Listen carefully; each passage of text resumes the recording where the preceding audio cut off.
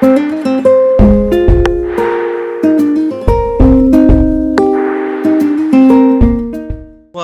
nous sommes très heureux de vous accueillir pour cet événement Ensemble pour tout Bishvat. Nous avons pris l'habitude à l'Alliance israélite universelle avec Sandra Jérusalemi de nous réunir tous les mois pour Rosh Chodesh, pour les principales fêtes. Et donc, c'est un événement auquel nous sommes extrêmement attachés et que nous organisons cette fois-ci pour tout Bishvat avec trois intervenants que nous sommes très heureux d'accueillir ce soir, Gabriel Abensour, Jean-François Strouf et Iris Ferreira, qui interviendront successivement. Et donc, je suis très heureux de les accueillir ce soir. Petite particularité que nous aurons également dans cette soirée, vous savez que l'Alliance israélite universelle, c'est avant tout, devrais-je dire, un réseau d'écoles. Et pour la première fois, nous allons avoir la participation des élèves de l'Alliance israélite universelle, à la fois par le collège-lycée Georges Leven, où deux élèves de terminale ont préparé un enseignement sur la fête de Tou Bishvat.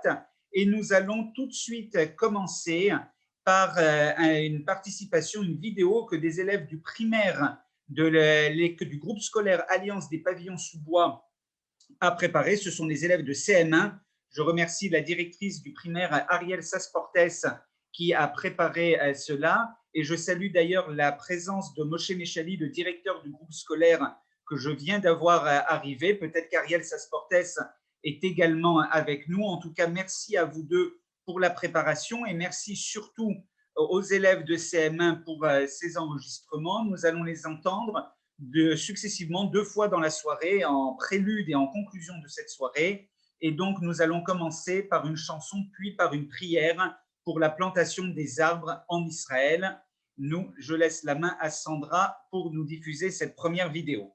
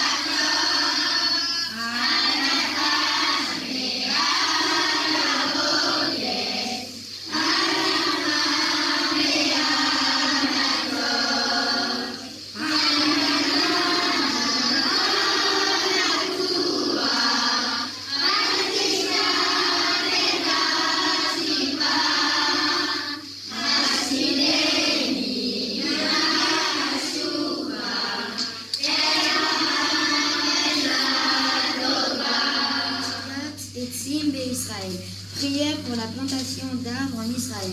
Avinu Sheba Shamayim, Bonnet Tzion Virushalayim, Umechonei Malchut Israël.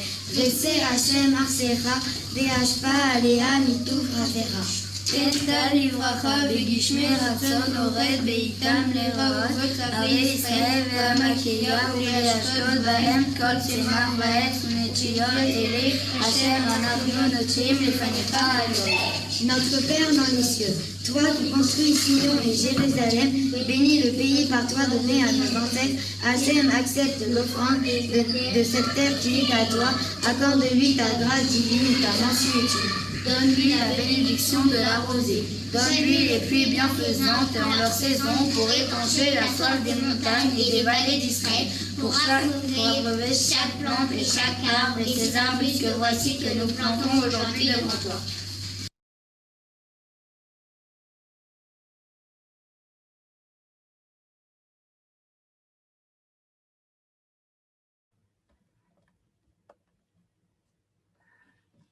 Voilà pour donc c'était les enfants de l'école de Pavillon-sous-Bois.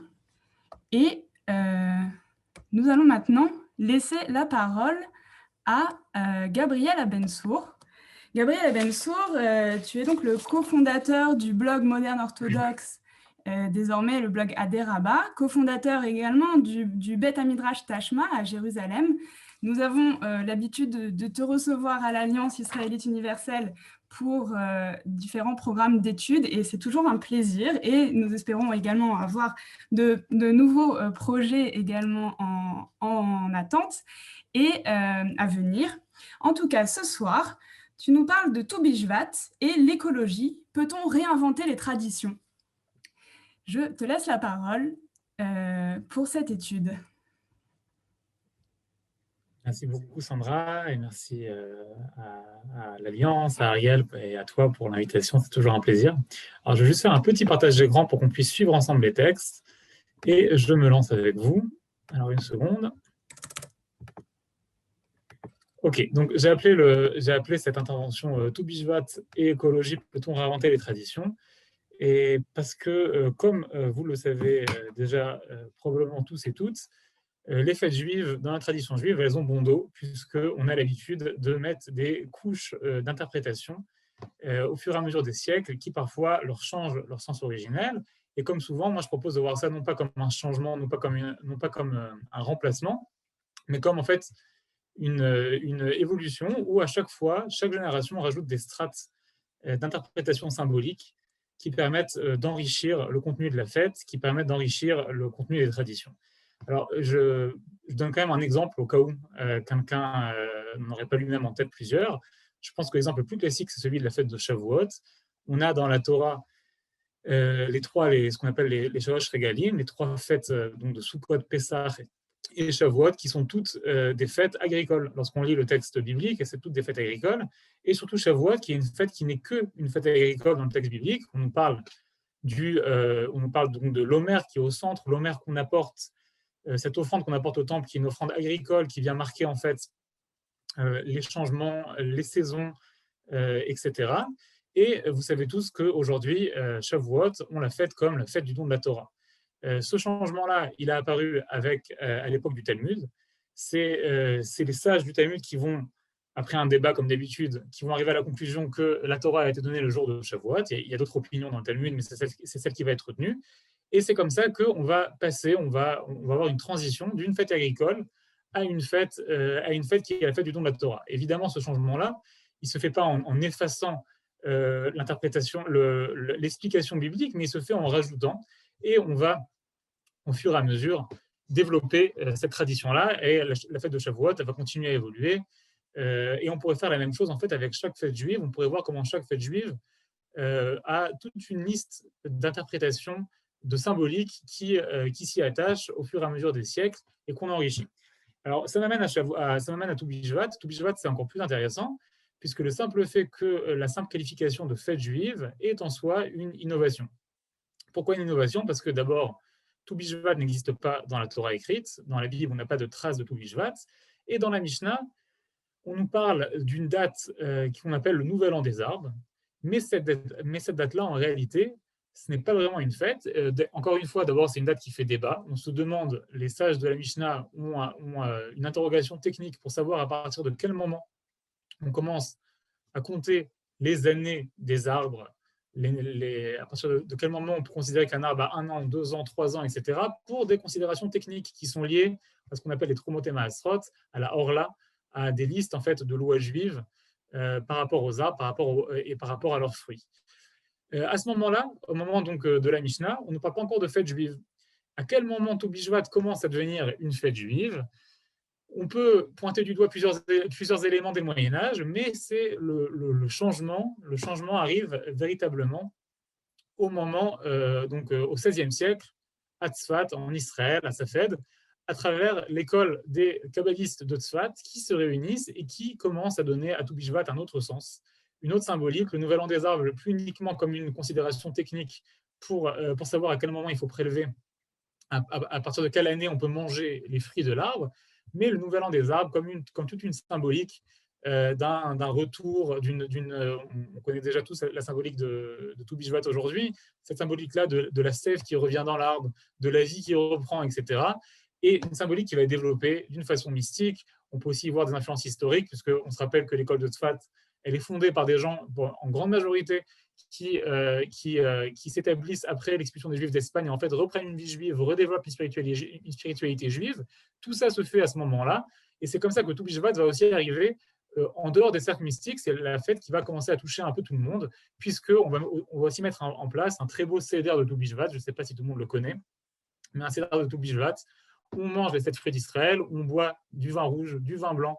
Les Juifs aiment bien boire toujours au seder, donc il y a plusieurs verres de vin qu'on boit, qu'on mélange, etc., avec toute une symbolique mystique autour. Ça, c'est, si vous voulez, la première innovation de Tu Bishvat, la première réinterprétation de Tu Bishvat. Et la deuxième, donc celle-ci va continuer à se développer à travers les années qui vont suivre, puisque au XVIIIe siècle, au XIXe siècle, on va écrire des chants sur Tu Bishvat, on va écrire des prières sur Tu Bishvat. Il y a des prières écrites par le Ben Ish Chai en Irak. À la fin du XIXe siècle, des prières pour les fruits de l'année, pour les arbres de l'année, des chants écrits par Rabbi Nachman de Braslav, etc. Et on a encore un autre changement, une autre dimension de Tu Bishvat avec le mouvement sioniste. On a entendu d'ailleurs les élèves de l'Alliance qui disaient cette prière pour la plantation des arbres en Israël. Évidemment, le mouvement sioniste va voir dans Tu Bishvat la fête de l'enracinement ou du réenracinement du peuple d'Israël sur cette terre. Et cette strate complémentaire va aussi s'ajouter à Tu Bishvat. Et là, ça m'amène à la question de l'écologie. Ces dernières années, je pense qu'on a de plus en plus, on va dire, de voix qui tentent de faire de Tu Bishvat en Israël, en dehors d'Israël, qui tentent de faire de Tu Bishvat une fête écologique, une fête qui tourne autour de la notion de saison, autour de la notion de nature. La symbolique s'y prête assez facilement. Et la question que j'aimerais prendre cette occasion pour réfléchir ensemble à la question de est-ce qu'on peut réinventer les traditions et comment peut-on réinventer les traditions, puisque d'un côté, on voit que les traditions s'inventent et se réinventent au cours des siècles et que nous nous mettons dans la continuation du Talmud, de l'école des kabbalistes de Tzfat, des dernières générations. Mais la question, c'est comment faire ça d'une façon qui soit pertinente, qui soit dans ce qu'on peut considérer comme une approche constructive et une approche aussi vivante. Parce que je pense qu'il y a toujours deux risques. Il y a toujours deux risques à réinterpréter des traditions. Un risque, on peut dire un risque à droite, un risque à gauche. Le premier risque, c'est de le faire d'une façon qu'on pourrait qualifier de factice, d'une façon qui n'est pas convaincante. On va vouloir coller très vite une idéologie, une opinion à la tradition, et on va relire d'une façon superficielle les textes en effaçant ce qui nous dérange. Pourquoi ce n'est pas convaincant? Parce que d'abord, ce n'est pas un travail sérieux. Et deuxièmement, ça a été fait longtemps, ça se fait tout le temps et ça a été fait depuis toujours. C'est le genre d'interprétations qui ne vont jamais durer, puisqu'elles vont en fait se greffer comme quelque chose de pas naturel sur les textes de la tradition et elles vont être à un moment ou à un autre écartées.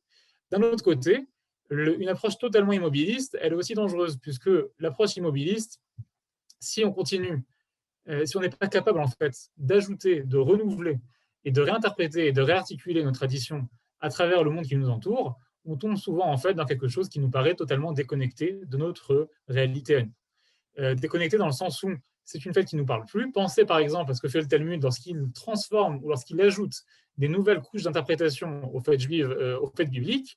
Ce qu'il fait en fait, c'est qu'il les réarticule autour d'un nouveau paradigme. La Torah, la Bible, considérée avait pour base, pour point de repère que les Juifs vivent sur leur terre en Israël, et par conséquent, les Juifs, à travers les fêtes, remercient Dieu pour les saisons, pour les récoltes. C'est une société agricole. Mais lorsque l'exil commence, le Talmud, c'est le début de l'exil, lorsque l'exil commence, si les fêtes n'étaient que des fêtes agricoles, pour beaucoup d'entre nous, et c'était aussi le cas à l'époque du Talmud, elles auraient perdu une partie de leur pertinence, puisque des fêtes agricoles pour un peuple qui ne vit plus sur sa terre, qui n'est plus au sein d'une société agricole, ce sont des fêtes qui sont assez lointaines et dont la connexion n'est pas toujours pertinente pour nous. Et ce que fait le Talmud, en fait, c'est qu'il transforme toutes ces fêtes-là en disant la nouvelle terre des Juifs, entre guillemets, c'est-à-dire que la substitution, ce qui va remplacer, ou la part, on va dire, la part d'Eretz Israël qui accompagne les Juifs en exil, c'est la Torah. Et par conséquent, Shavuot passe d'une fête agricole à la fête de la Torah, et c'est comme ça qu'il continue à vivre. Donc, c'est pour ça que je pense que la réinterprétation est toujours importante, mais encore faut-il savoir la faire comme il faut.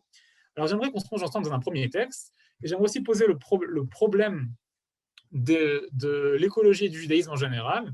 L'écologie, je pense que c'est quelque chose qui convainc beaucoup d'entre nous aujourd'hui. On est tous conscients, il y a une conscience universelle aujourd'hui des enjeux écologiques, des enjeux climatiques, de la nécessité de changer notre façon de vivre, notre façon de consommer. C'est quelque chose que tout le monde accepte. Le problème est que pendant des siècles et des siècles, la civilisation humaine, y compris la civilisation juive, s'est construite autour d'un paradigme au final assez différent, un paradigme qui a mis en valeur le fait que l'homme domine le monde. L'homme domine la nature, l'homme domine le règne animal. C'est quelque chose qu'on voit aussi a priori dans la Torah, dans la Genèse. On voit, on a les versets de la création de l'homme, on va dire à l'homme, multipliez-vous, fructifiez-vous et dominez la terre, dominez les animaux, etc. Or, le paradigme aujourd'hui écologique qui se met en place, la remise en question que l'écologie nous demande de faire, c'est pas uniquement trier mes déchets, mais c'est aussi être capable en fait de changer cette conception des choses et de réaliser que l'homme ne peut pas uniquement être au centre de tout et indifférent à ce qui se passe autour de lui, mais de mettre en place ce qu'on appelle un paradigme écocentrique où en fait l'homme est une forme de vie autour d'autres formes de vie qui doivent vivre en harmonie et de façon interconnectée. Si on change quelque chose dans ce système-là, s'il manque, si un animal disparaît, si quelque chose change, c'est tout le système qui est perturbé. Et la question, c'est est-ce qu'on peut réarticuler notre tradition à travers ce genre d'approche?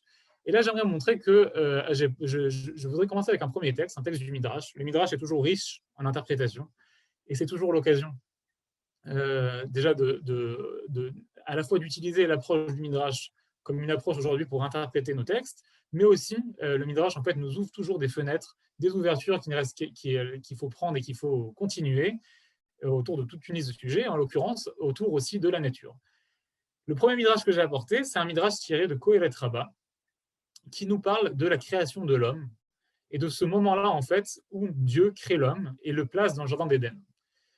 Et le Midrash nous dit la chose suivante: Besha shebara akadosh baruch hu et Adam arishon natlo verziro al kol ilane gan Eden va'amarlo re'e ma'asai kamanaim umeshubachin en vechol ma shebarati bishvilcha barati. Lorsque le Saint béni soit-il créa l'homme, il le prit et lui fit voir tous les arbres du jardin d'Éden. Il lui dit: regarde ma création, qu'elle est agréable et belle, et tout cela je l'ai créé pour toi. Prends garde à ne point abîmer et détruire mon monde, car si tu abîmes, personne ne viendra après toi pour réparer cela. Alors là, on a un premier midrash. La première chose qu'on note, c'est que d'un côté, on reste dans un paradigme anthropocentré, c'est-à-dire que l'homme ici est placé comme le responsable, le propriétaire de la création du jardin d'Éden. Mais ce qui est intéressant, c'est que le Midrash nous parle d'une idée de responsabilité. L'homme est placé dans le jardin d'Éden, Dieu a créé le monde, Dieu lui montre le monde qu'il a créé, et Dieu le met face à sa responsabilité dans ce monde-ci, en lui disant: la nature, c'est moi qui l'ai créée, mais c'est toi qui en deviens responsable.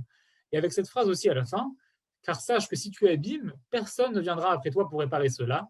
Et là, on sent que le Midrash sort contre une conception, s'oppose à une conception qu'on peut qualifier de déterminisme religieux, selon laquelle l'homme serait passif dans le monde, une conception qu'on entend aujourd'hui par exemple notamment chez certains groupes religieux à travers le monde qui nient les changements climatiques, avec pour argument religieux que les changements ne peuvent pas se produire par la main de l'homme, c'est Dieu qui est responsable de tout, c'est Dieu qui décide si une crise climatique va se déclencher ou pas, s'il y aura un réchauffement climatique ou pas.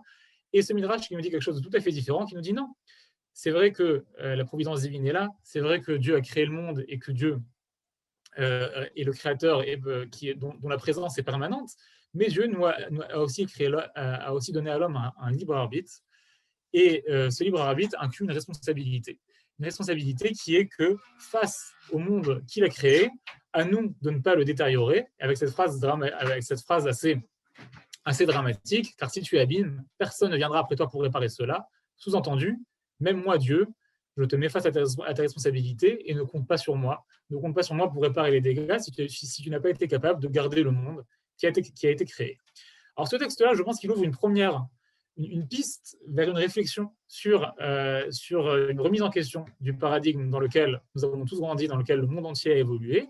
Mais malgré tout, comme je l'ai dit, on reste dans un certain cadre où l'homme est certes responsable, mais l'homme n'arrive pas encore à concevoir la nature comme quelque chose au sein duquel il appartient et non pas comme quelque chose qu'il domine ou qu'il précède. Alors j'aimerais voir un autre texte, un autre midrash qui propose une autre ouverture, pas moins intéressante et qui communique avec la première. Alors autre midrash tiré cette fois de Bereshit Rabbah. Bereshit Rabbah, le Midrash qui commente la Genèse, et on a un commentaire d'un verset étrange tiré des psaumes, un verset qui dit Achor vekedem tsartani. C'est un verset en fait qui parle de la création de l'homme, où l'homme dit à Dieu, dernier et premier, tu m'as créé. Alors, si vous prenez votre Torah, votre Bible chez vous en français, peu importe la traduction, vous verrez sûrement d'autres traductions que celles que j'ai proposées, parce que en fait, le verset est difficile à comprendre, et j'ai volontairement traduit d'une façon très, très littérale, parce que vous allez voir que c'est comme ça que le lit le Midrash. Alors, qu'est-ce que ça veut dire, Achor vekedem tsartani, l'homme qui dit, Dieu, tu m'as créé premier et dernier. A priori, phrase énigmatique, soit l'homme a été créé en premier, soit en dernier. Et voilà l'interprétation de Rabbi Yochanan dans le Midrash. Rabbi Yochanan ouvrait par le verset « Dernier et premier, tu m'as créé ». Et il disait la chose suivante. Si l'humain est méritant, on lui dit « Ta création a précédé celle des anges ». S'il n'est pas méritant, on lui dit « La mouche a été créée avant toi, le moustique a été créé avant toi, le ver a été créé avant toi ». Alors, ce que fait Rabbi Yochanan, on va l'expliquer à plusieurs niveaux. La première chose que dit Rabbi Yochanan, c'est qu'en fait, l'homme a été créé à un moment intéressant dans l'ordre de la création. D'un côté, il arrive à la fin de la création. À la fin de la création, on sait qu'il arrive le 6e jour, après la création du ciel et la terre, après la création des animaux, la création des poissons, la création des oiseaux. L'homme arrive à ce moment-là. Mais d'un autre côté, selon la tradition juive, c'est pas écrit dans la Torah écrite elle-même, l'homme a été créé avant les anges. Et du coup, nous dit Rabbi Yochanan, on a cette position intéressante qui fait qu'on peut regarder l'homme de deux façons. On peut le regarder d'une façon en disant tu as été créé en premier, tu as été créé avant les anges, ton rôle est tellement important que Dieu t'a créé avant même les anges, a priori, ces êtres célestes proches de Dieu. D'un autre côté, on peut dire exactement l'inverse aussi. On peut dire l'homme a été créé à la fin de la création, après la mouche, après le moustique, après les vers. Et au final, l'homme ne vaut pas mieux qu'eux. L'homme est une forme de vie parmi beaucoup d'autres. Alors évidemment, Rabbi Yochanan ici le prend dans un sens en fait, de nous dire qu'on peut toujours lire, on peut toujours regarder les mêmes textes avec deux regards différents. Et là, il nous l'illustre parfaitement. On peut regarder la création et voir d'un côté l'homme comme la couronne de la création, comme le summum de la création. Et de l'autre côté, on peut regarder l'histoire de la création et se dire l'homme, en fait, n'est qu'un être parmi les autres, il n'est qu'une forme de vivant parmi les autres. Tout dépend de son mérite. Là, nous dit Rabbi Yochanan. Alors, Rabbi Yochanan, ici, le met évidemment sur l'individu. Si l'individu est lui-même méritant, peut-être qu'il vaut mieux qu'un ange. Si l'individu n'est pas méritant, peut-être vaut-il moins que le simple ver de terre. Ce qu'on peut aussi faire avec ce midrash-là, et je pense qu'il le dit assez clairement, c'est qu'on peut tout à fait imaginer la même lecture du midrash qui concernerait en fait l'humanité tout entière. Si l'humanité est méritante, je le dis dans d'autres mots, dans des mots un peu plus modernes, si l'humanité est méritante, elle a le droit de se considérer comme le centre de la création. On a le droit d'avoir un point de vue anthropocentrique à condition de le mériter. Je reviens un peu au midrash d'avant. Si l'homme est méritant, si l'humain est capable de garder le jardin d'Éden, si l'humain est capable de garder la nature, de la préserver, alors il a effectivement le droit de s'en voir comme le propriétaire, de s'en voir comme celui, comme en fait la cause de cette création-là, et de garder son rôle central au sein de cette nature. Par contre, si l'humanité n'est pas méritante, et là évidemment, j'entends par méritant, c'est-à-dire si l'humanité n'est pas capable de préserver cette nature-là, on revient au midrash d'avant, si l'humanité abîme le jardin, la planète, la nature qui lui a été donnée par Dieu, alors dans ce cas-là, le paradigme change et on revient en fait à une vision où on nous dit mais pourquoi tu ne vaux pas mieux que le reste de la nature? Pourquoi, de quel droit voudrais-tu la détruire? De quel droit voudrais-tu en fait changer l'ordre des choses? Alors j'ai appelé ça vers un nouveau paradigme parce qu'en réalité ce qui se passe c'est que un paradigme entraîne une lecture et un autre paradigme entraîne une autre lecture. Si je mets des lunettes anthropocentrées lorsque je lis la Torah, je vais forcément lire que l'humain précède la création des anges, que l'humain est au summum de la création. Si je mets des lunettes écocentriques, si je mets des lunettes écologiques et je regarde la création et je me dis, mais en fait, le monde a duré 5 jours, le monde a été créé avant l'homme, que ce soit 5 jours réels, 5 jours métaphoriques, il a été créé, c'est-à-dire que l'humain n'est pas le début de la création, et par conséquent, l'humain n'est pas forcément le centre de la création. La création avait un sens, la nature avait un sens avant la création de l'homme, et voilà que tout change. Alors, cette histoire ce que je propose ici de relecture à travers différents paradigmes, encore une fois, c'est, je pense, la clé du Midrash. C'est ce que c'est ce que font les sages du Midrash, c'est ce que fait le Talmud. Comme je l'ai dit avec Shavuot, un paradigme va induire une lecture. Dans une société agricole, on va mettre en avant, on va mettre en exergue Shavuot comme fête agricole. Dans une société en exil, qui tourne autour de l'étude de la Torah, on va mettre en exergue Shavuot comme le don de la Torah. Et ici, c'est pareil. J'aimerais finir avec un dernier texte, un texte beaucoup plus proche de nous, qui est un texte du Rav Moshe Cordovero, un kabbaliste de l'école de Tzfat. Donc d'abord, je voulais apporter un texte de cette école-là parce que c'est l'école qui, ce sont les sages qui nous ont apporté la fête de Tou B'Shvat telle qu'on la connaît aujourd'hui. Ce sont eux qui l'ont popularisée, démocratisée au sein du peuple juif. Donc je trouvais que c'était important de lire un de leurs textes. Et surtout, je pense que quelqu'un qui voudra tenter une réarticulation de la tradition juive dans une optique plus écologique, dans une optique qui soit convaincante, qui soit sérieuse, qui ne soit pas une lecture, on va dire, superficielle des textes où on plaque déjà une vision sur le texte, je pense que la principale source d'inspiration qui mérite d'être travaillée, qui mérite d'être réfléchie, c'est le Zohar et toute la littérature qui va autour, toute la littérature mystique et la Kabbalah, parce que le Zohar va lui-même beaucoup mettre en valeur des métaphores, des images qui utilisent une vision beaucoup plus harmonieuse de l'ensemble de la création. Une des images les plus présentes dans le Zohar, notamment dans le Zohar autour de la Genèse, ça va être l'image de l'arbre de vie. L'arbre de vie qui serait en fait un arbre, donc on a cette métaphore de l'arbre, du grand arbre qui a les pieds sur terre et qui monte aux cieux, et au sein duquel tout se trouverait évidemment toute la nature, les animaux, le règne physique, le règne animal, l'être humain, mais aussi les mondes spirituels, les anges, etc. Tout ce monde-là serait connecté, nous dit le Zohar, serait connecté au sein en fait d'un tout. Il faut regarder le monde comme ça. Et je voulais apporter un texte qui va dans ce sens-là. C'est un texte, donc, c'est un commentaire sur le Zohar, on ne va pas lire le texte du Zohar lui-même, et c'est aussi en fait un commentaire indirect sur un verset de Bereshit, de la Genèse, qui décrit le jardin d'Éden et qui nous dit qu'un fleuve sortait d'Éden pour arroser le jardin. Et de là, il se divisait et devenait 4 rivières. Donc on a cette image-là du fleuve qui fait un lien entre l'Éden et le jardin. Et évidemment, dans le monde du Zohar, dans le monde de la Kabbalah, on va voir l'Éden comme un monde spirituel, comme un monde métaphysique, et le jardin comme notre monde à nous, comme le monde physique. Et avec cette idée-là que le fleuve, il y aurait un fleuve qui fait le lien le pont entre ces deux mondes-là. Maintenant, regardez le commentaire de Rabbi Moshe Cordovero. L'hébreu est très poétique, mais je vais dire directement en français. Ceux qui peuvent lire l'hébreu, je vous invite à suivre dans le texte en hébreu. Ce fleuve qui arrose le jardin, son action et ses mouvements, tout dépend de l'homme. Selon l'action humaine, le fleuve peut irriguer le jardin, y faire descendre les eaux, multiplier les plants et les faire croître. Les fruits se multiplieront et s'adouciront en fonction du labeur. Dans le cas contraire, la rivière s'asséchera, la source se tarira, le fleuve se détruira, le jardin sera perdu et ses plants iront en diminuant. Tout cela dépend de l'homme et de son action. Et rien de ce que ne fait l'homme ne peut être considéré comme action insignifiante. Dans ce jardin, tous ces actes laissent une empreinte selon l'action et la pensée, l'intention et l'intérêt. Tout laisse une empreinte bonne ou mauvaise, car tout lui a été transmis. Il est le propriétaire du jardin qui gère le fleuve d'amont en aval.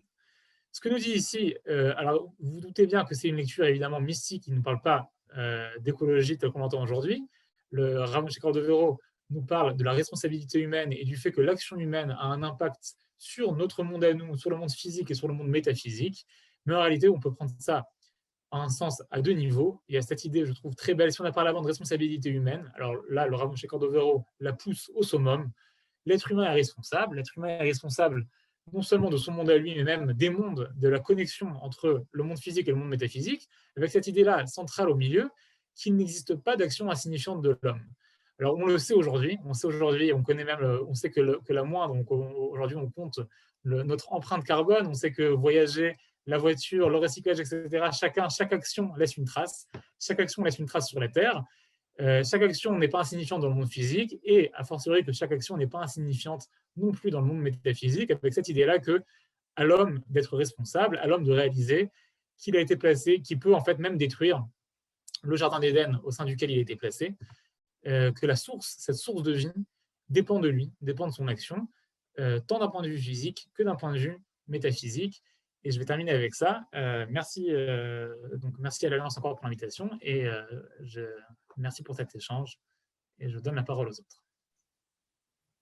Merci beaucoup, cher Gabriel, pour cette très belle étude et sur le fait également que cet appel à la responsabilité. Merci beaucoup.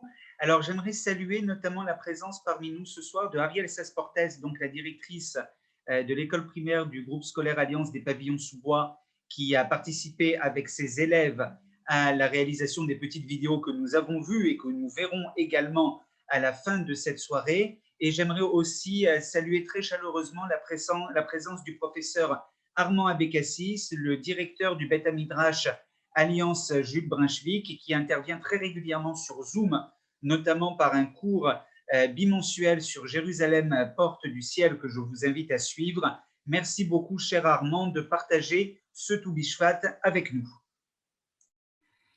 Et nous continuons la soirée avec la suite des interventions des élèves. Et nous allons maintenant au collège-lycée Alliance Georges Leven, qui est donc dans le 12e arrondissement. Mais nous restons là, ne vous inquiétez pas. Ce sont les élèves de terminale Noémie Memoun et Ariel Lelouch qui ont préparé un petit Dvar Torah sur le thème de Tou Bishvat. Avec l'aide de leur professeur de Kodesh, Marjorie Haddad. Alors, je crois que tout le monde est là ce soir. En tout cas, on salue tout le monde, on salue le travail réalisé par l'équipe pédagogique et par les élèves. Et donc, on partage cette vidéo et je vous laisse écouter ça. Chag Tou Bishvat Sameach. Donc Charles Netter, c'est un des fondateurs de l'Alliance qui a relancé l'agriculture en Israël afin que les Juifs puissent retourner en Terre Sainte. Donc on nous dit qu'il n'y aura pas de retour en Israël sans terre. On nous dit qu'un homme, c'est un arbre, et l'homme, c'est l'être suprême du monde. Donc le Rabbi Lubavitch, il nous dit comment on peut comparer un homme à un arbre. C'est pas rabaissant. Donc il nous explique qu'un arbre, c'est rattaché à ses racines, c'est comme ça qu'il vit. Et l'homme, ses racines, c'est les patriarches. Tant qu'il est rattaché à ses racines ou ses sources, et ben il vit. Un juif, c'est comme un arbre. Quand on désire embellir des routes et rajouter des arbres, on fait livrer des arbres avec leurs racines. Le juif, c'est pareil, quand il se déplace, c'est avec ses racines, peu importe où il se trouve dans le monde. Lorsqu'il va prier, il va toujours se retourner vers sa source. Donc on sait que l'arbre au printemps, il fleurit, en été, il est plein de fleurs, de feuilles. En automne, il commence un peu à mourir, et en hiver, il est desséché. Alors on se demande comment l'arbre trouve sa force. Et bien c'est toujours de ses racines. Le juif, des fois, il va abandonner, il va s'éloigner, mais toujours il sera rattaché à ses racines et il finira toujours par revenir. Donc comment savons-nous que les racines des arbres sont bonnes ? Tout simplement, si les fruits sont bons, les racines sont bonnes. L'arbre, il donne les fruits pour l'autre. Alors nous aussi, le juif qui est attaché à Torah et Mitzvot, qui va semer, c'est pour l'autre. C'est pas seulement pour garder pour lui, c'est pour apprendre et pour enseigner. Et on peut voir aussi une autre comparaison avec l'arbre, mais cette fois c'est une comparaison collective, c'est-à-dire que le peuple juif en entier est un arbre. Alors un arbre, il est composé de deux parties, les racines qui sont dans le sol et qu'on ne voit pas, et les branches, le feuillage, les fruits qui au contraire sont bien exposés à la vue de tout le monde, à la lumière. Et les deux sont importants pour la vie de l'arbre. Les feuilles permettent de récupérer la lumière et l'énergie grâce à la photosynthèse, et les racines permettent de nourrir l'arbre, de chercher l'eau. Et si jamais on le prive de ses branches ou on le prive de ses racines, il ne grandit pas, il finit par mourir. Donc le peuple juif, c'est la même chose. Tous les juifs sont importants. Et donc on distingue deux styles de juifs. Il y a ceux qui étudient la Torah, qui vont dans des yeshivot et qui font des études très poussées. Et ben ils sont aussi importants que ceux qui travaillent de façon un peu plus physique, qui créent des entreprises, qui font président par exemple ou autre, et qui permettent la subsistance matérielle du peuple juif. Donc on peut voir qu'on est interdépendants, un peu comme dans l'histoire d'Issachar et Zébulon. Dans cette histoire, on voit que Issachar, il passait ses journées à étudier la Torah, et son frère Zébulon passait ses journées à travailler pour gagner de l'argent. Et si on les prenait à part l'un l'autre, ils ne pouvaient pas faire grand-chose, on ne peut pas vivre sans l'un ou sans l'autre, mais ensemble, ils arrivaient justement à faire quelque chose de beaucoup plus grand, à avoir une très belle vie, et c'était beaucoup mieux. Donc ça nous montre bien que tous les juifs au sein du peuple juif sont importants, même ceux qui n'ont pas l'air d'étudier beaucoup la Torah. Et on peut terminer cette petite interview par une petite anecdote en ce qui concerne la création de notre lycée Georges Leven. Lorsque le bâtiment devait être construit, il y avait des arbres qui bloquaient la construction et qui empêchaient une grue d'accéder au site. Et aussi bien Mark Heisenberg qu'Anne Hidalgo ne voulaient pas couper ces arbres, les déraciner ou les enlever. Et donc c'était très problématique parce qu'on ne pouvait pas finaliser la construction. Donc au final, un compromis a été trouvé. Il y a un arbre qui a dû être coupé, mais il y a 100 arbres qui ont été replantés en France et en Israël, ce qui nous montre bien que les arbres sont très importants et qu'ils sont très considérés dans le peuple juif. C'est pour ça qu'on va bientôt fêter Tou Bishvat. Merci beaucoup à Noémie Memoun et Ariel Lelouch, les élèves du collège-lycée Georges Leven, et qui montrent, à mon avis, finalement, ce que nous voulons faire à l'Alliance, qui est finalement l'essence même de notre projet à l'Alliance israélite universelle, pour reprendre les mots que vous avez utilisés, qu'il y a en chacun d'entre nous, à la fois Issachar et Zevouloun, des personnes qui ont cette double culture, qui à la fois étudient la Torah et réussissent leurs études. Merci beaucoup et bravo. Alors, Gabriel Abensour, dans son intervention, parlait justement, concluait sur la responsabilité de chaque être humain face à la nature, face à l'écologie. C'est dans cet objectif que nous avons le grand plaisir de recevoir Jean-François Strouf.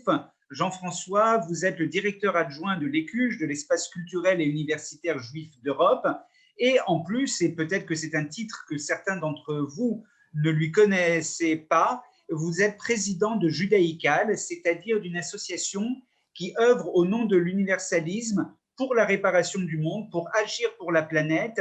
Et vous dites dans vos statuts, ou en tout cas dans votre présentation de cette association, que vous souhaitez protéger l'environnement, lutter contre le réchauffement climatique, préserver la biodiversité. Et ce soir, finalement, vous allez nous parler de cette notion que nous appelons aujourd'hui Tikkun Olam, la réparation du monde, cette responsabilité vis-à-vis de la terre sur laquelle nous vivons. Jean-François, je vous laisse la parole. Merci beaucoup Ariel et merci aussi à ces enfants qui nous ont fait une très belle démonstration de leur engagement pour la planète. Je suis toujours beaucoup plus sensible évidemment aux tout petits qui chantent parce que c'est vraiment peut-être les piliers de ce que sera le combat pour l'environnement de demain. Ce sont les générations montantes et il faut vraiment les saluer. Alors, il y a une très grande difficulté pour le juif qui est engagé à la fois dans son judaïsme et dans la cité, c'est de rendre la possibilité de cohabiter entre ces deux mondes qui parfois sont très différents. Et le challenge, le défi, c'est de faire cohabiter ces deux mondes et leur permettre de se comprendre mutuellement. C'est un peu l'engagement que nous avons pris. Alors d'un côté, le judaïsme porte énormément de valeurs et de l'autre côté, parfois, il est en décalage par rapport à la vie de la cité, par rapport aux engagements. Alors évidemment, très souvent, les écologistes qui ont des positions assez clairement antisionistes en général et pas très souvent favorables au judaïsme et qui trouvent dans l'écologie raison de critiquer brutalement le judaïsme comme étant trop centré sur les préceptes religieux et sur l'homme et pas assez sur la nature. Moi, j'ai fait l'engagement de prendre tout ça, de mélanger tout ça et de dire on ne milite pas pour la planète pour faire plaisir aux écologistes, ils ne nous intéressent pas. Ce qui nous intéresse, c'est de militer pour la planète en valeur, en phase avec les valeurs de notre judaïsme. Alors, il y a deux interprétations du mot Tikkun Olam. Il y a une interprétation spirituelle, on l'a un peu entendu quelque part dans les propos de Gabriel, et il y a une manière très anglo-saxonne de relire ce qu'est le Tikkun Olam, c'est-à-dire une vie pratique tournée vers la réparation physique du monde, et je m'explique tout de suite. Le Tikkun Olam, dans sa version la plus anglaise, la plus américaine, c'est de dire quand un individu va dans la Méditerranée et replante des coraux, est-ce que ce qu'il fait, c'est de l'écologie ou est-ce que c'est du tikkun olam? Et on sait que c'est important les coraux, parce que les coraux, c'est ce qui va permettre à l'océan d'absorber efficacement le CO2 et de produire de l'oxygène comme le font les arbres. Alors on voit des Israéliens très en pointe sur ce combat fabriquer des sortes de coraux artificiels et les réimplanter pour qu'ils deviennent des coraux naturels. Ils réparent le monde, ils sont en train de réparer le monde. Et donc, cette vision très pratique, très israélienne, très anglo-saxonne, déconnectée de la notion spirituelle de tikkun olam, on peut essayer de la faire cohabiter avec le tikkun olam spirituel. Et je vais prendre des expressions qui sont des expressions de tradition et les confronter à cela. Par exemple, l'expression tsar ba'alei chaim, la préoccupation sur la souffrance animale.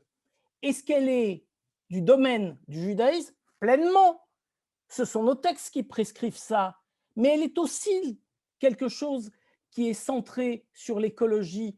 Arrêter de maltraiter les animaux, préserver la biodiversité. Donc on peut rapprocher ces deux traditions qui sont somme toute très différentes en rendant d'une manière très pratique, très pragmatique, une action qui va nous conduire à protéger les animaux de la souffrance, lutter contre la chasse, lutter contre des mauvais traitements, savoir que nous sommes très sensibles à cela et qu'on ne va pas se contenter d'agir dans le cadre très étroit de la communauté juive, mais au contraire de porter le drapeau du judaïsme dans la cité pour montrer à quel point nous sommes, depuis des milliers d'années, plus en pointe que quiconque dans ce combat pour l'environnement.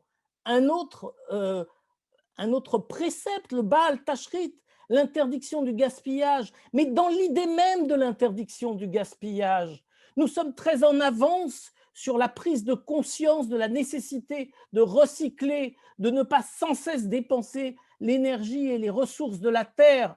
Et c'est ce qui nous permet de dire que là aussi, nous sommes capables, avec notre réflexion, d'affronter, de discuter avec toutes les formes de combat pour la planète, et nous n'avons rien à envier à tous ceux qui, dans le monde de la cité, s'engagent sur ce terrain-là.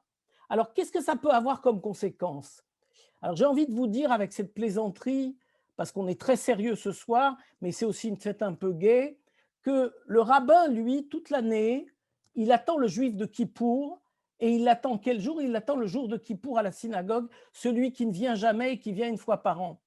Les juifs qui défendent l'environnement, leur Kippour à eux, c'est Tou Bishvat, parce que des tas de gens qui, pendant toute l'année, se sont pas préoccupés de la planète, disent tiens, c'est Tou Bishvat, c'est Rosh Hashanah La'ilanot, c'est le nouvel an des arbres, et si on s'engageait une journée par an à faire au moins un petit seder de Tou Bishvat en mettant les fruits dans un certain ordre et être capable d'honorer par des brachot, par des bénédictions, chacun des fruits créés, eh bien, il y a d'autres manières, c'est de commencer à prendre à bras-le-corps toutes les questions environnementales, de se les approprier à la fois au nom du combat pour l'environnement et aussi au nom du judaïsme. Je vais vous prendre un exemple très simple.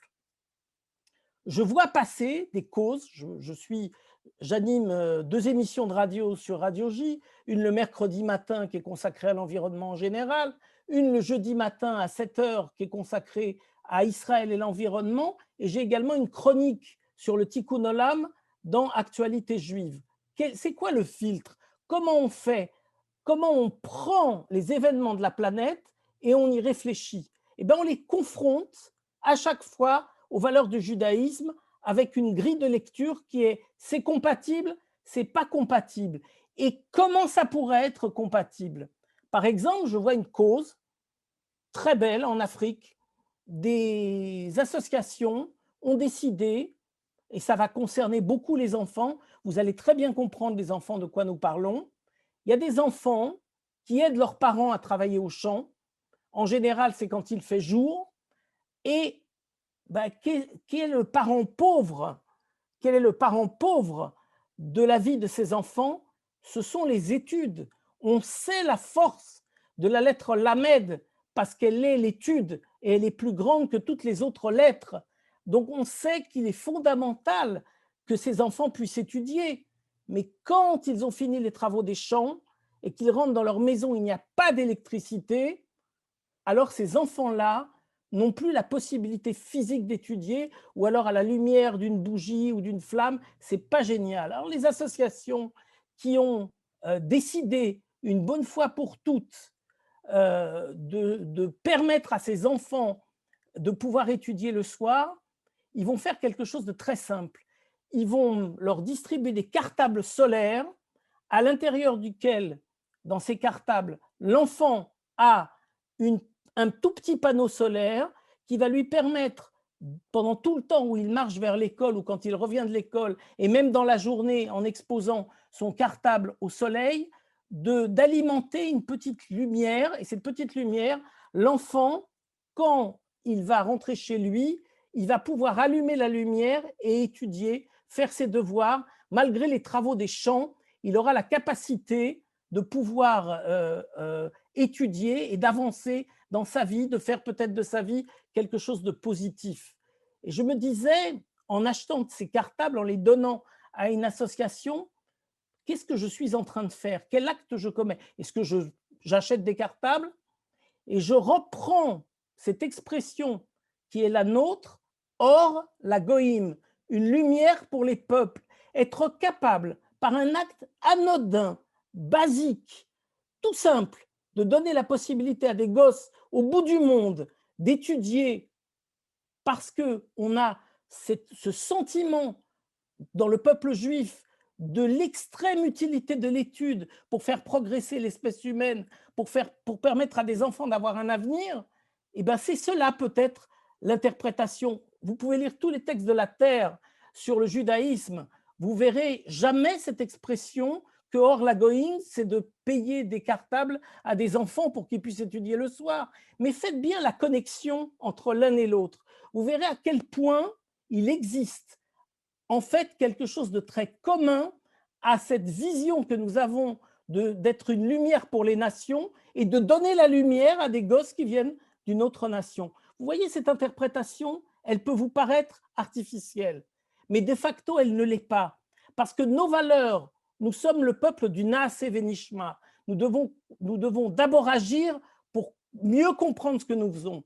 Et si nous prenons toutes les valeurs du judaïsme et que nous un peu comme a dit Gabriel, que nous les confrontons à la réalité d'aujourd'hui, nous allons peut-être redessiner une forme d'adoption des valeurs du judaïsme aussi dans un combat pour l'environnement. Et quelquefois, cette approche va nous permettre d'avoir en face de nous des juifs qui ne sont pas porteurs de ces valeurs et de leur dire, regarde, ce que tu fais comme militant environnemental, comme militant écologique, comme défenseur de telle ou telle cause pour défendre la planète, pour empêcher la déforestation, pour protéger les arbres, ce que tu fais, tu peux le faire aussi parce que tu es un citoyen engagé pour la planète, mais tu peux le faire aussi au nom des valeurs du judaïsme. Et cette complémentarité entre les deux actions a en général pour effet de faire prendre conscience à énormément de juifs, entre guillemets, laïcs, que les valeurs du judaïsme ont une approche plus moderniste, plus environnementale que toutes les autres valeurs dont il entend parler autour de lui. Voilà un peu en quelque sorte l'approche que je voulais partager avec vous et vous rappeler que l'arbre, il n'a pas deux parties, il en a trois. Il y a la partie de l'arbre qu'on se représente, majestueux, l'arbre avec ses branches, ses feuilles. Il y a les racines qui plongent dans la terre et qui vont chercher l'eau et qui vont chercher de quoi nourrir l'arbre. Et il y a la canopée, ce qui est au-dessus, qui est tournée vers le ciel et qui va capter les rayons du soleil pour renforcer l'arbre et lui donner une capacité d'être ce formidable engin biologique qui transforme le CO2 en oxygène et nourrit les hommes. Et ces trois parties, quand on les regarde bien, elles nous montrent à quel point nous, les êtres humains, nous sommes exactement comme un arbre dans un champ. D'accord? C'est à ce moment-là qu'on est en parfaite phase. L'arbre est l'individu juif croyant ou pas croyant, mais qui agit, c'est effectivement la même chose Adam, qui est Etz Hasadeh, parce que l'homme est un arbre des champs. Merci beaucoup Jean-François Strouf pour cet enseignement et pour ces expériences d'écologie du coup à travers le monde notamment. Et on va continuer de voyager ce soir. Après les écoles de l'Alliance, nous allons maintenant en Israël, puisque Tou Bishvat, et c'est aussi une bonne occasion, on l'a vu avec Gabriel et avec Jean-François, que Tou Bishvat nous emmène en Israël également, et c'est avec le KKL, donc avec le Keren Kayemet le Israël, que on va voyager comme ça. Le KKL existe depuis donc l'origine, l'histoire sioniste est très présent. Il a pour le développement d'Israël, il exerce une multitude de missions qui sont diversifiées, notamment pour le développement d'Israël et la qualité de vie de tous ses résidents, et avec notamment des missions environnementales et d'éducation. Et c'est à la fois pour ces missions environnementales et d'éducation qu'ils ont de nombreuses vidéos. Et ce soir, nous voyons l'histoire d'une pousse, ou comment les forêts d'Israël sont nées. Et c'est là-dessus que nous partons maintenant.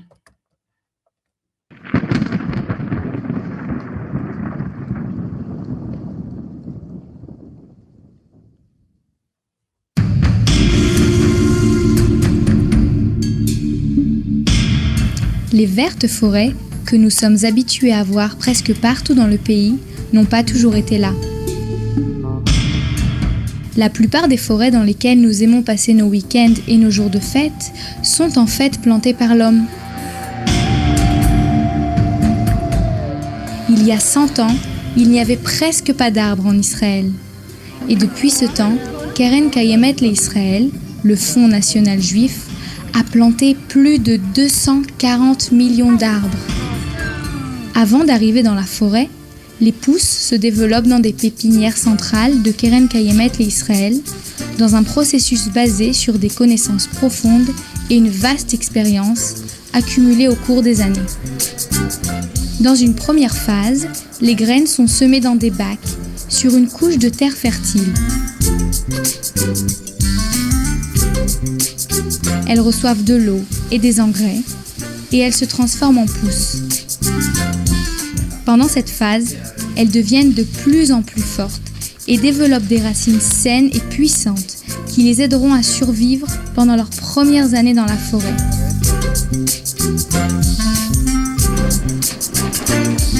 Pendant ce temps, dans la partie de la forêt destinée à la plantation, on creuse des trous avec de grands tracteurs et avec des tracteurs plus petits. On creuse des sillons pour arrêter l'écoulement des eaux pluviales. Maintenant que les pousses sont suffisamment fortes, on les emporte dans la forêt. Pendant les 3 premières années, elles seront surveillées de très près et même arrosées de temps en temps dans les jours particulièrement secs.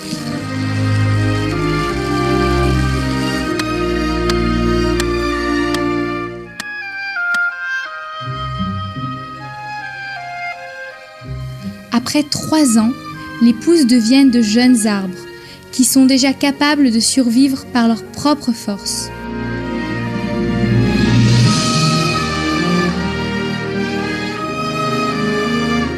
Et dorénavant, c'est à la nature de faire son œuvre. Dans quelques années, il y aura ici une belle forêt, mature et toute verte.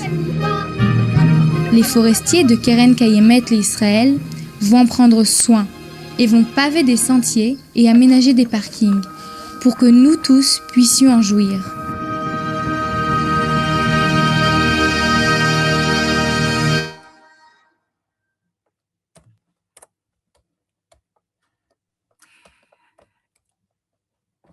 continuons cette soirée avec Iris Ferreira pour cette soirée d'études, donc.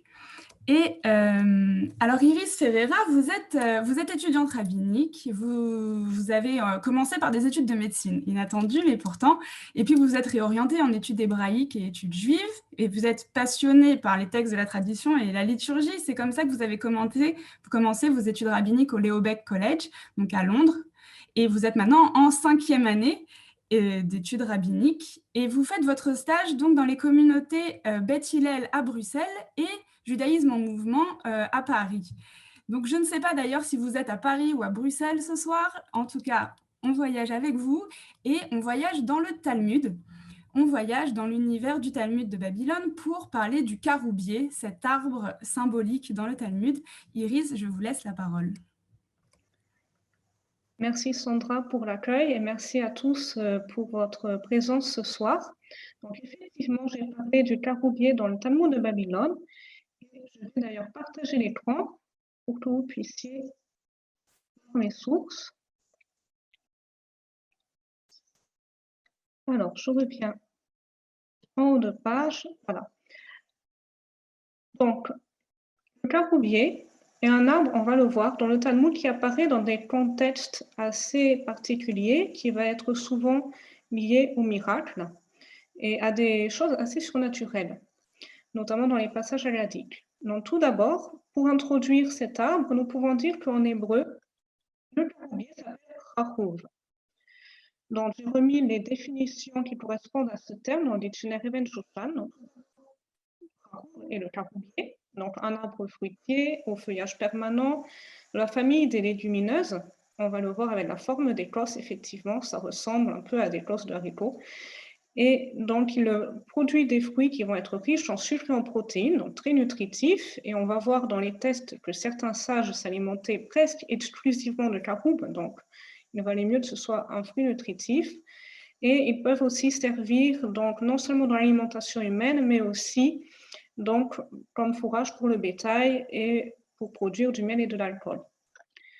Toutefois, il faut savoir que le mot caroubier est étymologie grecque. Le mot chachouv était probablement aussi lié au mot grec, mais il se trouve que le mot chachouv en hébreu, de racines resh et beit, aussi un adjectif qui signifie être détruit, être démoli. Nous allons voir qu'il serait peut-être possible de faire un rapprochement entre le caroubier et cet adjectif. Donc ensuite, je vous ai mis ici quelques illustrations pour que vous puissiez vous représenter l'arbre. Donc ici, vous voyez le caroubier. Et ici, j'ai remis donc ensemble les fruits du caroubier, donc les caroubes, donc effectivement avec des fruits de cosse. Ensuite, nous allons voir donc le caroubier dans quelques passages de nature alarique et aussi de nature agasique. Donc tout d'abord, nous dit-on dans les passages de nature plutôt alarique, liés à la loi. Déjà dans le traité Pesarim, nous avons une Mishnah en bas du DAF 55b qui commence ainsi. De Jéricho, on fait 6 choses. Pour 3 choses, les sages se sont opposés et pour 3 choses, les sages ne se sont pas opposés. Donc ensuite, nous avons la liste de ces choses. Les choses auxquelles les sages se sont opposés, il y a la suivante. Donc les gens de Jéricho déclaraient permise à une utilisation profane les jeunes branches d'un arbre qui avait été consacré. Alors, c'est-à-dire que l'arbre, donc on va voir qu'il s'agissait en l'occurrence d'un caroubier, avait été consacré pour les besoins du temple. Normalement, dès qu'un bien est consacré pour le temple, on n'a plus le droit d'en faire d'utilisation profane. Donc cet arbre, on ne pouvait plus manger ses fruits, on ne pouvait plus utiliser son bois pour se chauffer ou pour faire des meubles ou autre, c'était consacré uniquement pour le temple. Or ici, donc, nous avons un arbre dont le tronc avait été consacré pour le temple, et les gens de Jéricho, après la coupe de cet arbre, permettaient donc d'utiliser pour leurs besoins de tous les jours les rejets, donc on appelle gamziot en hébreu. Donc, Rachi donne un peu plus de précision sur, d'après son avis, de quoi il s'agissait. Donc, d'après lui, le caroubier et le sycomore étaient deux arbres qui pouvaient être coupés au bout de 7 ans. Et ensuite, à partir de cette coupe, donc, il y avait des rejets donc, qui permettaient donc, à l'arbre d'apparaître de façon plus touffue. Et donc, d'après lui, les gens de Jéricho auraient donc consacré l'arbre au moment de la coupe. Et donc, les rejets seraient arrivés après. Donc, ensuite, un peu plus loin dans la Gemara, on a un petit développement de ce thème. Donc, les gens de Jéricho permettent l'utilisation profane des jeunes branches du caroubier et du sycomore consacré. Donc, il disait, nos ancêtres ont seulement consacré les troncs, mais nous permettons seulement l'utilisation des jeunes branches du caroubier ou du sycomore, donc qui ont repoussé après. Alors ensuite, on nous précise que d'après eux, les branches, donc les repousses, les rejets d'un arbre, n'étaient pas susceptibles, donc n'étaient pas considérés, si on en faisait une utilisation profane, comme d'une violation de la consécration de l'arbre. Autrement dit, le tronc a été consacré, mais les branches restent permises, c'est-à-dire que si on en fait une utilisation, on n'aura pas d'en détourner un bien du temple, donc de sa destination. En revanche, les sages qui s'y opposaient reconnaissaient ce fait, donc le fait d'utiliser les jeunes branches du caroubier ne constituait pas donc une violation du Hekdesh, de la consécration, mais qu'il y avait quand même un interdit. Donc, de ce passage, on peut retenir deux choses. Donc, tout d'abord, un arbre est constitué de différentes parties qui peuvent avoir des statuts légèrement différents, puisqu'ici le tronc est consacré, mais pas les jeunes branches. Ensuite, nous avons vu que les ancêtres des gens de Jéricho avaient consacré un arbre, et ensuite les descendants ont décidé de faire une autre utilisation de cet arbre. Donc, on a ici un arbre qui traverse les générations et qui va avoir donc une utilisation différente à chaque fois. Et ensuite, nous savons que d'après un autre traité du Talmud, dans Menachot, le commentaire de Rashi nous dit que les troncs du caroubier donc servaient plus spécifiquement à faire des poutres pour le temple. Donc, nous avons un arbre qui s'appelle Rarouv, dont on va prendre les poutres pour soutenir le temple, qui sera lui aussi un jour détruit. Donc, là aussi, nous y reviendrons un peu plus tard, quand on étudiera les passages adaltiques. Ensuite, un deuxième extrait au sujet du caroubier, dans les passages plutôt à l'arrêt du Talmud, se trouve dans la Mishnah Shevirit, mais on trouve des passages parallèles dans la Gemara, en Pessarim 52b, 53a, et aussi en Berachot 36b. On se demande à partir de quand ne coupe-t-on pas les arbres lors de l'année sabbatique? Alors, il faut savoir que lors de l'année sabbatique, on ne doit pas donc cultiver la terre, et les fruits qui sont produits sont pour que les animaux, les gens puissent en manger. Et on nous dit donc qu'il faut qu'on puisse en manger et qu'il ne faut pas donc qu'il soit perdu. Donc, c'est-à-dire qu'il y a un moment dans l'année sabbatique où on ne doit plus couper les arbres parce que ça constituerait une perte donc de ressources qui sont censées être laissées à la disposition de toutes les créatures.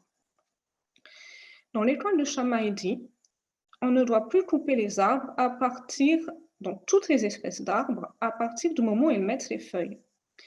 Et l'école de Hillel dit, les caroubiers, on ne les coupe plus à partir du moment où ils forment leur cos, en hébreu yeshal shelou, les vignes dès qu'elles forment des grains, les oliviers dès qu'ils forment les bourgeons, donc qui vont donner ensuite des olives, et tous les arbres, donc tous les autres arbres dès qu'ils mettent les feuilles. Donc on voit que l'avis de Hillel est un petit peu plus indulgent, et le Mishneh Torah de Maïmonide, donc lui, a tranché en faveur de l'école de Hillel, la loi à appliquer dans ce cas. Alors, Par rapport à ce texte, en particulier sur le terme Yeshal Shelu, qui est un verbe de racine shil, shin-named, qui forme aussi le mot shalshelet, la chaîne, qui peut être aussi utilisé dans la chaîne, dans des générations, comme une dynastie par exemple. Et donc, ce verbe peut être justifié par la forme, comme nous avons vu au début, des karoub, donc qui sont comme des chaînes qui descendent donc de l'arbre vers le sol. Ainsi, notre caroubier semble être un arbre qui fait le lien, peut-être entre les générations qu'il traverse, dans la chaîne des générations, peut-être aussi un lien entre ciel et terre.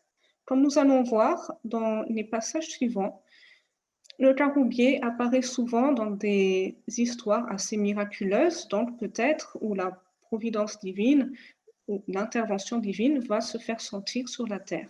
Donc peut-être aussi par le biais de la chaîne qu'il représente.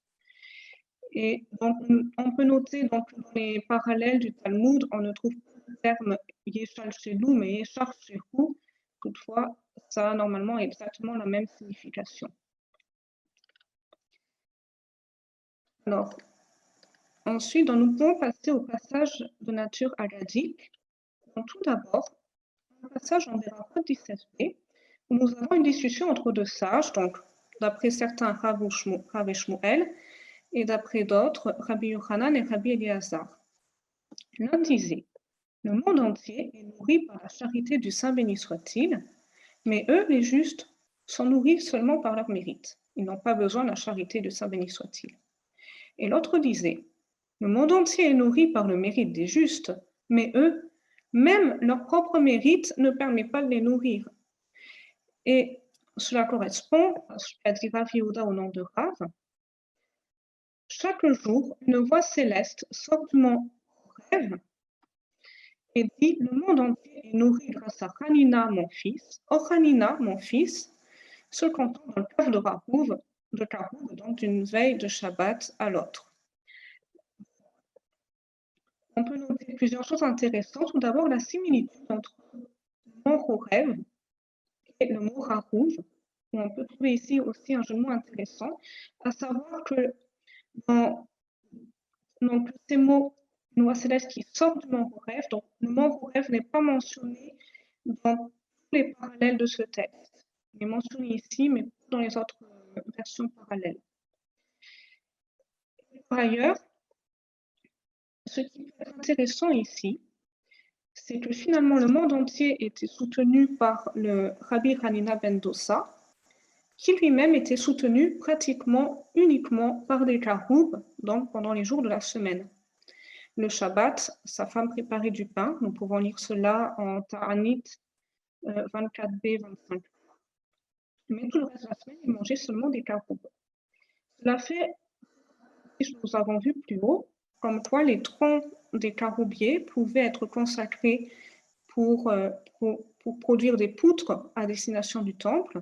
Donc, où le caroubier, par son tronc, soutenait le temple qui soutenait le monde, et ici les fruits des caroubes soutenaient le juste qui lui-même soutenait le temple. Soutenait le monde, pardon. Alors, ensuite, nous avons un contre-exemple par rapport à cela, où nous allons voir des sages qui étaient nourris aussi exclusivement par des karoub dans d'autres contextes, mais qui, eux, ne vont pas soutenir le monde, ne vont pas permettre au monde de se maintenir. Donc, c'est en Shabbat 33b, nous avons l'histoire de Rabbi Shimon ben Yochai, qui avait critiqué tout ce que faisaient les Romains, en disant, par exemple, que leurs bains étaient faits seulement pour se pomponner, que leur pont ne servait qu'à collecter des taxes, etc. Tout ceci est arrivé aux oreilles de l'empereur qui n'a pas du tout apprécié et qui a fait un décret comme quoi Rabbi Shimon ben Yochai devait être mis à mort. Alors, son fils et lui se sont d'abord cachés dans le Beit Midrash, et puis, comme le décret devenait de plus en plus dur, Ils ont eu peur, donc la femme de Rabbi Shimon ben Yochai qui leur apportait la nourriture soit inquiétés et finissent par révéler leur cachette. Donc ils sont partis de Beit HaMidrash, de la maison d'études, et ils sont partis dans une grotte. Et là, on nous dit que dès qu'ils sont arrivés dans la grotte, un miracle s'est produit et un caroubier a été créé pour eux ainsi qu'une source d'eau. Donc ensuite, pendant 12 ans, Rabbi Shimon ben Yochai et son fils sont restés complètement coupés du monde, à étudier la Torah toute la journée et à prier. Et ils vont pouvoir survivre uniquement grâce à ces caroubes et à cette source d'eau. Un jour, donc Eliyahu est venu à l'entrée de leur grotte et a annoncé que l'empereur était mort et que son décret donc était annulé. Donc, Rabbi Shimon ben Yochai et son fils ont pu sortir de leur grotte et la première chose qu'ils ont vue, c'était des paysans en train de travailler la terre, donc de labourer et de semer. Rabbi Shimon ben Yochai a été étonné, choqué, et s'est exclamé, mais il délaisse la vie éternelle, l'étude de la Torah, pour s'occuper de la vie de l'instant, en labourant la terre. À cause de sa colère, tout endroit sur lequel lui et son fils posaient les yeux était aussitôt détruit. Une voix céleste a alors surgi et leur a dit, est-ce donc pour détruire mon monde, les Hararir en hébreu, que vous êtes sortis? Retournez dans votre grotte.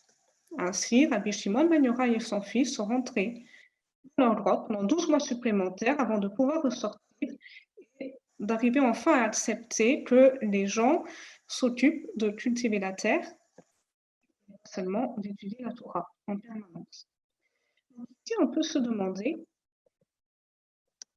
pourquoi nous avons des sages qui ont été nourris par les caroubes qui détruisent le monde quand ils sortent et qu'ils voient que tout le monde ne s'occupe pas de la Torah, alors que plus haut, nous avions un sage nourri de caroubes qui permettait au monde de se maintenir et de profiter de la charité du Saint béni soit-il. Et donc, on peut se dire que la différence réside dans le fait que ici, le caroubier est par miracle. Il a été créé en un instant seulement pour leurs besoins. Ainsi, Rabbi Shimon ben Yochai et son fils n'avaient pas à travailler pour subvenir à leurs besoins. Ils pouvaient se consacrer pleinement à leur étude et c'était la providence divine qui les nourrissait, tout simplement. Ainsi, peut-être qu'après 12 ans à ce rythme de vie, en étant complètement déconnectés du monde, lorsqu'ils sont sortis, ils n'ont pas forcément compris que les gens aient besoin de travailler pour survivre, pour assurer leur subsistance. Ils devaient se dire, mais à quoi s'occupe-t-il? Pourquoi n'étudie-t-il pas la Torah? Ainsi, donc, la différence, c'est qu'ici, le caroubier était de nature miraculeuse et ne correspondait donc pas à la façon dont fonctionne le monde, donc, puisque nous allons voir dans le texte qui suit que le caroubier est au contraire un arbre qui met beaucoup de temps à pousser et à porter des fruits. Et donc, ça va demander beaucoup de patience aux gens pour pouvoir s'en nourrir. Donc, on peut aussi mentionner à ce sujet le commentaire du Maharsha sur cet épisode qui nous dit au sujet du caroubier, il est possible que ce soit précisément un caroubier qui a été choisi dans ce passage parce qu'il constitue un miracle à l'intérieur d'un miracle.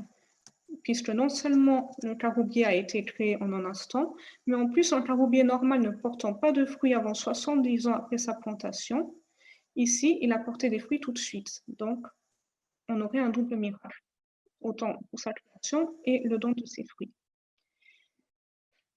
Ensuite, nous avons une autre histoire au sujet de Roni, le traceur de cercles, donc, qui apparaît dans la page du traité Ta'anit 23a. Nous lisons. Rabbi Yochanan a dit, pendant toute sa vie, ce juste, Roni, le traceur de cercles, s'affligeait au sujet du verset suivant. Cantique des degrés, quand l'Éternel ramènera les captifs de Sion, nous étions comme des gens qui rêvent.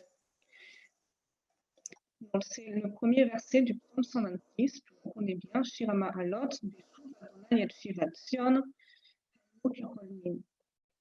Il disait, Existe-t-il quelqu'un qui dort pendant 70 ans de façon continue dans un rêve?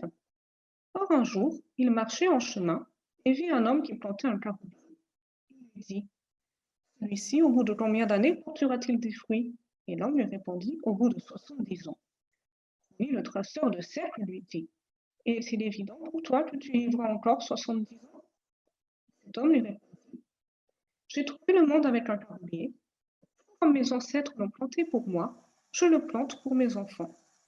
Nous retrouvons ici la notion donc du caroubier comme d'une chaîne entre les générations. Roni, le traceur de cercle, s'assit pour manger, le sommeil lui vint. Une butte rocheuse s'éleva autour de lui, il fut dérobé au regard et sommeilla pendant 70 ans. Lorsqu'il se leva, il vit un homme qui récoltait les fruits du caroubier. Il lui dit, es-tu celui qui l'a planté? L'homme lui répondit, je suis son petit-fils.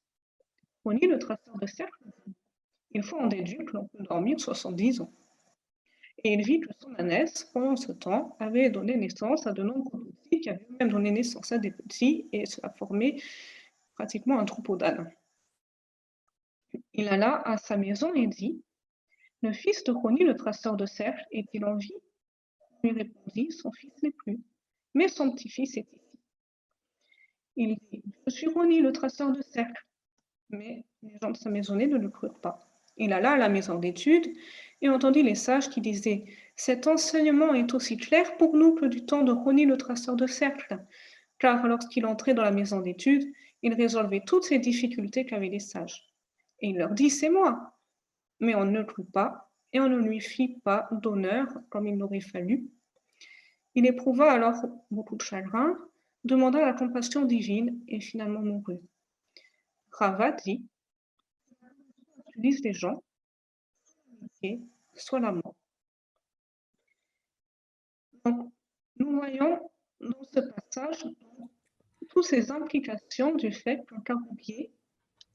Ensuite, je voudrais voir juste quelques commentaires du Maharsha sur ce passage. Terminé. Donc, voilà, d'après le Maharsha, la chose sur laquelle Roni, le traceur de cercle, s'affligeait, était le fait que le monde de l'être humain, qui est de 70 ans, ne soit considéré que comme un rêve sans réalité. C'est-à-dire qu'effectivement, à l'époque du Talmud, on considérait que la vie humaine durait en moyenne 70 ans. Ainsi, le temps pendant lequel le caroubier grandissait avant de donner des fruits correspondait à une vie humaine.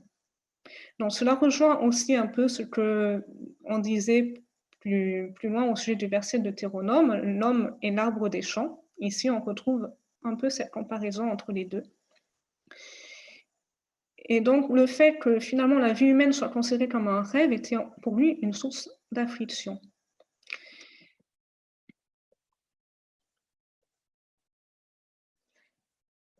Et ensuite, on retrouve cette notion dans le commentaire suivant, encore développé, sur le fait que finalement le caroubier, donc pendant 70 ans, il plante pour rien, jusqu'à ce qu'il donne des fruits.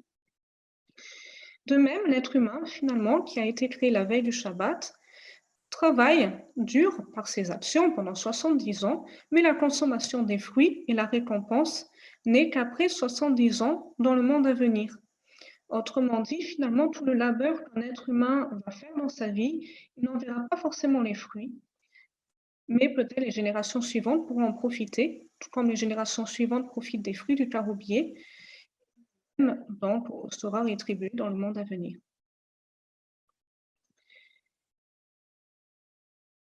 Et donc le commentaire suivant reprend un peu la même idée, mais en appliquant plus spécifiquement à l'action du juste, car même si son monde passe, dans tous les cas, son enfant mangera de ses fruits comme il en aurait mangé lui-même. Ensuite, nous pouvons aussi revenir sur un autre aspect de ce texte, c'est que l'aspect, le verset de départ, dans le premier verset du psaume 126, finalement de l'exil à Babylone, qui a duré 70 ans.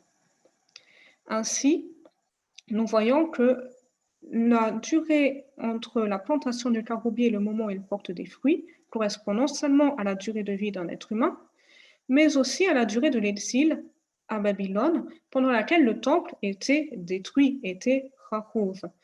Et donc, pour terminer, on peut dire que peut-être on peut voir un lien entre les deux, entre cet exil à Babylone et le caroubier qui, pendant ce temps-là, grandit, jusqu'à ce qu'il puisse produire des fruits et que les humains puissent en profiter. De même, lorsque le temple a été détruit, que l'exil a eu lieu, que donc les Juifs ont dû partir en terre étrangère, eh bien, ils étaient un peu comme ce caroubier en sommeil. Mais ensuite, donc, tout ce temps de maturation dans l'exil a permis de porter ses fruits, donc avec le retour en terre d'Israël. Et donc, on peut voir aussi cela comme le fait que finalement, même si parfois on doit passer dans des périodes un peu sombres, des périodes qui ne vont pas forcément être très productives, finalement, elles vont servir peut-être à d'autres choses positives, de mûrir et finalement de donner des fruits. Et même si on n'en profite pas soi-même, d'autres pourront en profiter. Merci beaucoup, Iris Ferreira, pour cette très belle étude sur le caroubier qui finalement nous donne beaucoup à penser, qui est également un message d'espérance avec une petite chose, je ne sais pas si vous, mais j'ai eu la chance de goûter des caroubes et je dois dire que ce n'est vraiment pas un fruit que j'ai plaisir à manger, mais il faut croire qu'il était utile à l'époque du Talmud pour beaucoup des rabbins qui en mangeaient visiblement régulièrement. Alors, nous allons conclure cette soirée en remerciant évidemment tous les intervenants qui ont partagé ce moment avec nous. Et surtout, nous allons conclure en beauté par une nouvelle vidéo des élèves du CM1 du groupe scolaire Alliance des Pavillons sous bois. Encore merci à tous les élèves qui ont participé, à leur directrice Ariel Sasportes et très bonne fête de Toubou Shvat à toutes et à tous. Je vous laisse en musique avec les élèves.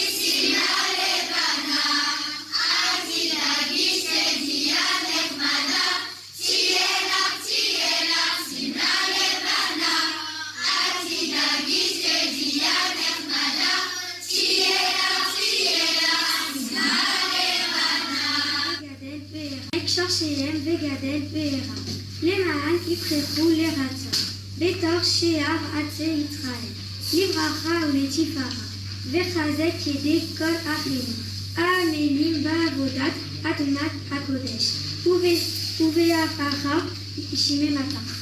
ברך השם חילם ופועל אדם תוציא, עטיפה מנהל כושך מן השמיים, וברך את עמך, את ישראל ואת האדמה, אשר נתת לנו כאשר נתבדה לעבודים. Amen. Laisse-les approfondir leurs racines de l'herbe somptueuse au vent. Laisse-les pousser avec grâce et vigueur comme tous les arbres en Israël qui apportent beauté et bénédiction.